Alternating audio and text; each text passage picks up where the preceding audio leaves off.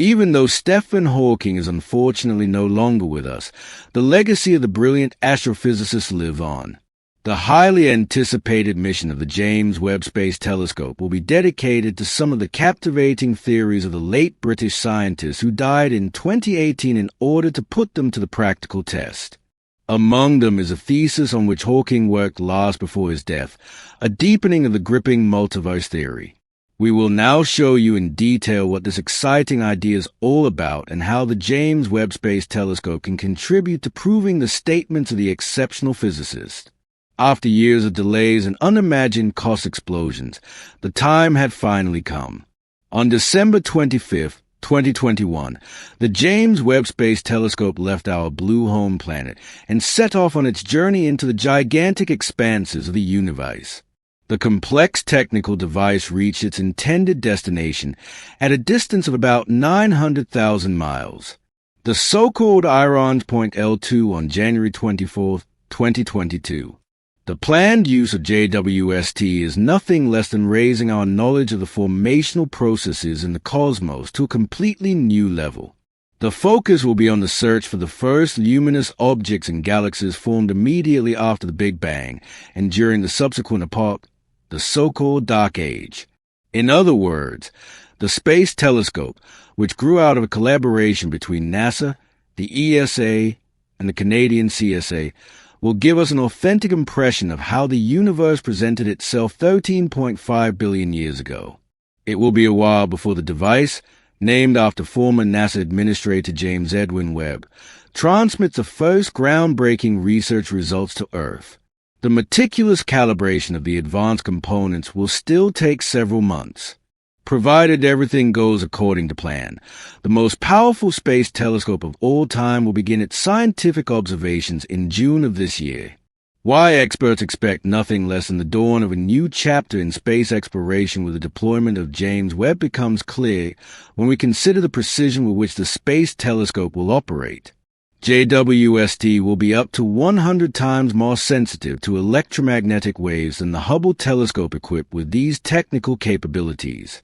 James Webb will be able to view the solar system from a completely new perspective, to look in detail into the innermost regions of star-forming regions, and to examine the material composition of exoplanet atmospheres more precisely than ever before. The instrument's capability to provide us with revolutionary insight into the past of the cosmos is due to the fact that it can analyze wavelengths from visible red light to mid-infrared light. Typically, the light emitted from distant and therefore particularly old regions of the cosmos is shifted into the infrared spectrum by cosmological redshift. Infrared is also emitted by cooler formations and can penetrate the interstellar gas and dust clouds in space much better than visible light rays. To ensure that the corresponding instruments from James Webb function smoothly at all times, they must in turn be kept extremely cool. In detail, it must be ensured that the components are permanently kept below -433 degrees Fahrenheit. This is made possible, among other things, by the imposing sunshield of the Space Telescope. As we can see, chances are that the JWST will reveal some previously unknown secrets of the universe in the near future. It's also possible that a complex instrument will bring us a step closer to answering one of the most central questions of modern space research. What is the actual structure of our cosmic home? Is there such a thing as the one universe at all? Or is our galactic home merely a tiny part of an unimaginably large overall construct? Let's take a look at the exciting approaches that Stephen Hawking and his colleagues put forward. Hawking's legacy. The last technical paper to which Hawking devoted his life was completed just days before the astrophysicist's death and published sometime later by the paper's co-authors.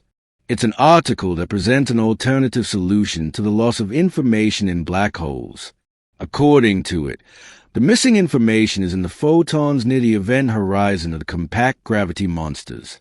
The last paper, again sent in by Stephen Hawking himself for publication, picks up his old no-boundary thesis for the birth of the cosmos. In detail, this exciting multiverse theory predicts eternal inflation accompanied by an infinite number of newly forming baby universes. As the term multiverse suggests, This assumption follows the approach that our universe, with all its galaxies and thousands of stars and other celestial bodies, does not represent the only cosmos, but embodies only a vanishingly small link in an infinitely large universe chain. Consequently, this theory also suggests that quite a few of these other universes are subject to their own physical laws which differ drastically from the well-known patterns of our home cosmos. It becomes particularly exciting if we consider one aspect of this infinity of universes more exactly, because in fact the multiverse theory also says that somewhere out there each of us is a perfect double expressed in simple terms where infinity prevails. Everything exists that can exist, and this includes our body doubles. The inflation theory tries to explain how this unbroken process of constantly continuing production of new baby universes could have begun. This thesis describes a hypothetical event that took place when our cosmos had just come into existence. Within this fleeting period of time, the universe underwent a process of rapid expansion. It is commonly believed that the inflation of the universe ended about 14 billion years ago, but not everywhere at the same time. Thus, it's theoretically possible that our observable universe today comprises only a small region of space that has completed its inflationary phase transition, while inflation in the rest of space continues unbroken and forever. According to the hypothesis of chaotic inflation, small galactic nuclei are formed again and again in different regions of space whose phase transitions are finally also terminated. In each of these germs, therefore, an independent universe arises. The multiverse theory. Within such a scenario of eternal inflation, each individual universe will be endowed with its own unique physical laws, its own collection of particles, its own forces, and its own value for its natural constants. In the last phase of his creative period, Hawking devoted himself to the challenging undertaking of integrating this idea of a multiverse into a verifiable scientific framework. For this purpose, the exceptional physicist relied on string theory. Roughly summarized, this is a collection of hypothetical physical models that postulate the epitomic strings as fundamental objects with one-dimensional spatial expansion in spatium. Moreover, this branch of physics attempts to reconcile quantum physics with gravity and Albert Einstein's theory of relativity. Together with his colleague Thomas Herto, Hawking has now developed a new idea of eternal inflation, the essence of which is as follows. If we retrace the evolution of our universe at a certain point, we reach the threshold of eternal inflation at which our familiar understanding of time no longer has any meaning. Starting from this ominous limit, Hawking's theory ultimately predicts a finite construct of universes. Should this thesis now prove true, this would mean that other universes could also have come into existence at this set point in time. In fact, even primordial gravitational waves could exist, consistent with the corresponding model for the inflation of the universe. The problem: how to scientifically prove the existence of other universes. The search for strange universes. Since physicists still need more data and a better understanding of string theory to verify the theory just presented, it's necessary to search for other possible proofs of authenticity of the multiverse theory. As already briefly touched upon, the measurement of primordial gravitational waves could be a promising clue in this respect. However, other experts pursue a somewhat different approach to this.